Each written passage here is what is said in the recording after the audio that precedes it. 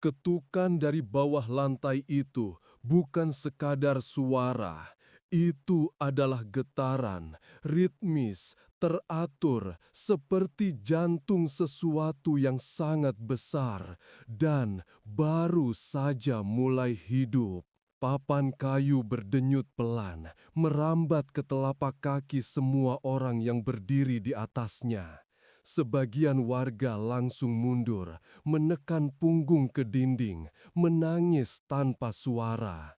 Yang lain terjatuh, tak mampu berpikir, hanya menatap lantai, seakan kapan saja lantai itu akan pecah dan melahirkan sesuatu yang tak boleh ada. Di luar balai desa, langkah-langkah kecil berhenti, kabut diam, tidak ada tawa, tidak ada bisik. Justru itu yang membuat semuanya jauh lebih buruk.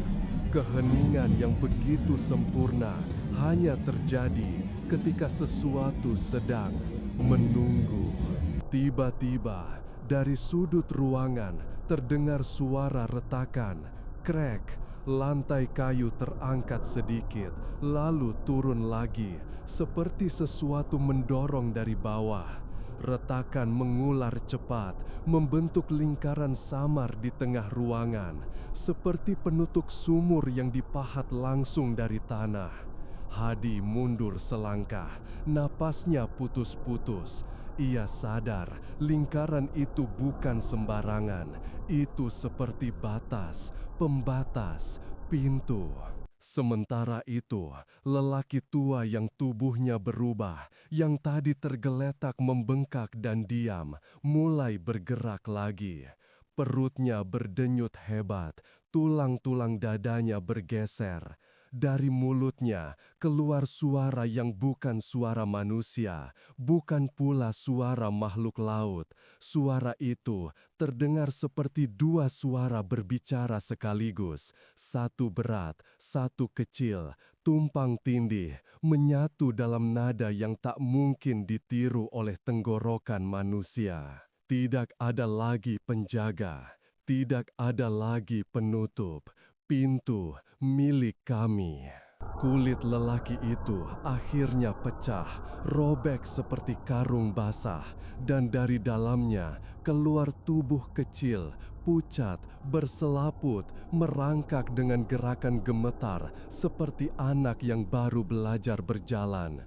Tapi kepalanya terlalu besar, matanya terlalu hitam, dan di sekitar lehernya ada celah bernapas seperti insang yang membuka dan menutup, mengeluarkan suara mendesis basah.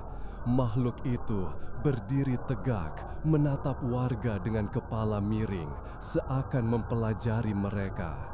Lalu ia tersenyum, senyum yang terlalu lebar hingga kulit pipinya merekah. Dan dari dalam tubuh lelaki itu masih ada gerakan lain, masih ada sesuatu, banyak sesuatu.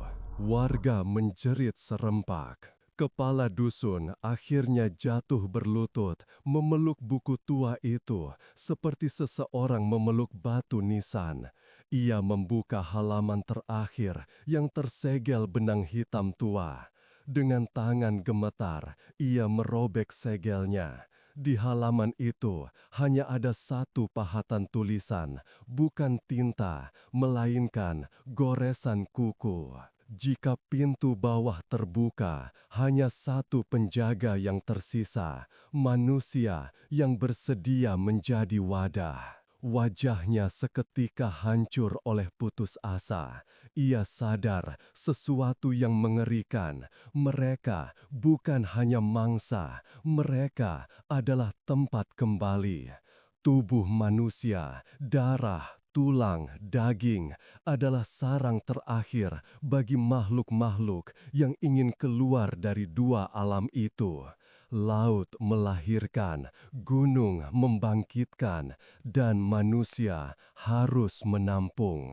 Retakan di lantai tiba-tiba meledak terbuka, papan kayu terlempar ke udara, serpihan berterbangan. Dari lubang gelap di bawah lantai, tangan-tangan pucat muncul, banyak sekali, jari-jari panjang, menekuk seperti tulang yang dipatahkan lalu disusun ulang secara salah. Tangan-tangan itu meraih udara, mencari kulit, mencari tubuh.